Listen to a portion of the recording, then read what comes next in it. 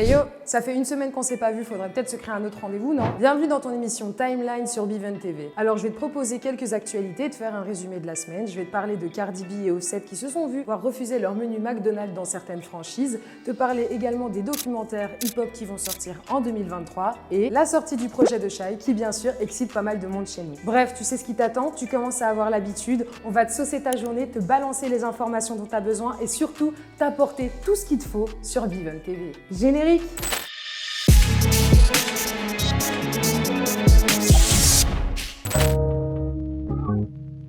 Un nouveau projet de Shai est disponible depuis le 3 mars 2023. La chanteuse est autant aimée pour sa personnalité que pour sa musique. Et on l'attendait de pied ferme car ça faisait un moment qu'elle n'avait plus sorti de projet. Alors honnêtement, ça fait du bien de la revoir. Je sais qu'il y en a certains qui sont pas d'accord avec moi, mais pourquoi pas lancer un débat? Et pour ça, tu as la barre de commentaires dans laquelle tu peux t'exprimer. Bien sûr, je lis tout, comme je vous l'ai déjà dit, donc j'hésiterai pas à vous répondre aussi. Je t'attends simplement avec des arguments.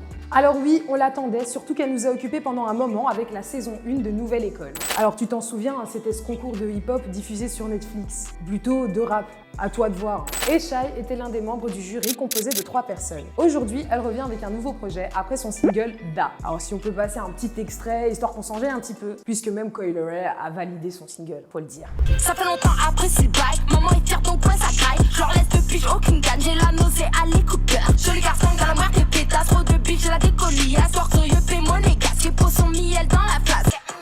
Nah, she's ill. she reminds me of Doja Cat. How the hell she move? How the hell does she do this? She's the fucking goat. Yes.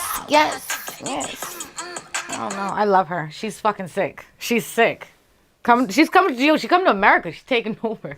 Alors je t'explique un petit peu comment ça s'est passé, histoire que tu puisses comprendre aussi, parce que bon, elle est un petit peu revenue du jour au lendemain comme ça peut être surprenant pour certaines personnes. Shai a utilisé ses réseaux le 27 février afin de teaser son clip qu'elle avait pour intention de diffuser le 3 mars. Mais ça, on ne le savait pas encore. Donc tu comprends bien que la promo s'est étalée sur plusieurs jours. Et Shai nous a pondu Joli Go, un clip magnifique en couleur, légèrement en sépia, qui nous rappelle les vacances. Est-ce que tu pourrais me dompter? Je cherche, je suis dans le viseur du ganté. Je suis dans le vento.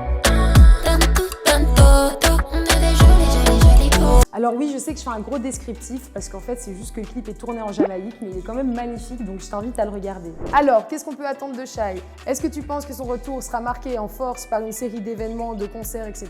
Ou tu penses que l'artiste va faire du contenu qualitatif, mais moins régulier? Dis-moi ce que t'en penses.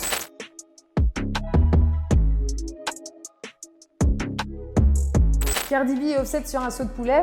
Bon, pourquoi pas. Mais il faut dire que oui, suivez un petit peu le chemin du créateur de KFC. Parce que c'est pas sur un saut de poulet qu'on pourrait les retrouver, mais sur un menu, et ce menu est d'ailleurs déjà disponible. Mais il y a un petit couac. Bien que leur menu ait été créé en collaboration avec McDonald's, Cardi B et Offset se sont vus refuser dans certaines franchises. Alors pourquoi? Le couple tumultueux que forment Cardi B et Offset ne correspondrait pas à l'image familiale de certains restaurants. Il faut dire que bon, ceux qui connaissent pas, pour eux Cardi B c'est la meuf de WAP, et Offset c'est simplement le mec qui fait partie du groupe des Migos, enfin l'ex-groupe Migos, duquel s'est fait tuer Takeoff.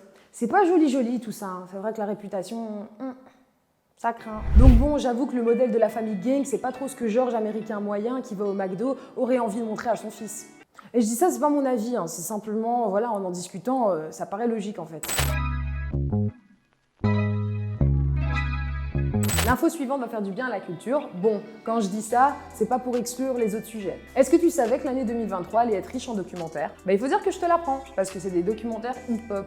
Ah ouais, je sais, dit comme ça peut paraître ringard, mais je vous assure que c'est stylé, laissez-moi continuer. Si je te dis que tu auras peut-être l'occasion de voir comment Nicki Minaj a construit sa carrière, l'évolution de Neo ou encore le parcours de Wu-Tang Clan, t'en penserais quoi? Ah, l'idée t'intéresse un peu plus, Ce qui va arriver cette année s'annonce grave lourd. Je sais pas si tu te rends compte, mais par rapport au hip-hop, que ce soit reportage ou documentaire, les seules choses dans lesquelles on a eu droit, c'est les liens entre les différents gangsters, l'usage de la ou encore les affiliations par rapport au décès d'un tel ou un tel, est-ce qu'il est responsable, complice ou les théories du complot éventuel. Alors ouais, c'est pas joli pour l'image du game, ça c'est sûr. Ce que je viens de faire, c'est un résumé grosso modo, mais on est quand même un petit peu d'accord, non? Aujourd'hui, les choses sont différentes puisqu'on a par exemple Grunt qui a sorti un reportage reportages sur le rap français parisien. Faut dire que le hip-hop évolue. Certaines branches comme la trap, la drill ou encore le rap féminin se voient de plus en plus documentées et s'accumulent dans nos listes de vidéos ou documentaires à regarder pour plus tard. Moi, je trouve ça pas mal. C'est comme par exemple les reportages que tu peux trouver sur Biggie ou Tupac. Avec le temps, c'est des gens qui font pas partie de ta génération mais que tu as appris à connaître et qui sont essentiels, importants dans la culture. Donc tu comprends qu'il est important de garder des traces écrites, musicales et des archives en tout genre, que ce soit des conversations ou encore des appels. Maintenant, j'avoue que c'est pas forcément la came de tout le monde, mais l'année passée, on a pu voir le mini-reportage sur Kanye West sur la plateforme Netflix. Je sais pas si t'as kiffé, mais bon, voilà, ça se regarde tout simplement. En quelques épisodes, tu peux en savoir plus sur l'artiste et en apprendre vachement. Donc voilà, est-ce que toi t'as kiffé? Est-ce que toi t'aimes les reportages ou pas? N'hésite pas à laisser ton avis en commentaire. Le truc par rapport à la culture hip-hop, c'est qu'on n'a pas vraiment d'archives. Si tu veux voir des traces de ce qui s'est passé auparavant, il faut que tu consultes de vieilles émissions télé. Par exemple, même l'art de rue, on ne sait pas trop quand ça a commencé, le mouvement, rien n'est réellement précis. On ne peut pas mettre de date sur une ligne du temps. C'est pour ça que je dis que c'est important de cumuler les informations qui permettent de prouver que le mouvement a réellement existé et a commencé à un moment donné. Nous sommes à la fin de ton épisode de Timeline. N'hésite pas à t'abonner, laisser un commentaire ou un j'aime. Et puis, il y a aussi d'autres contenus sur la page que tu peux t'amuser à check. Reste connecté et on se revoit très vite. Ciao, ciao!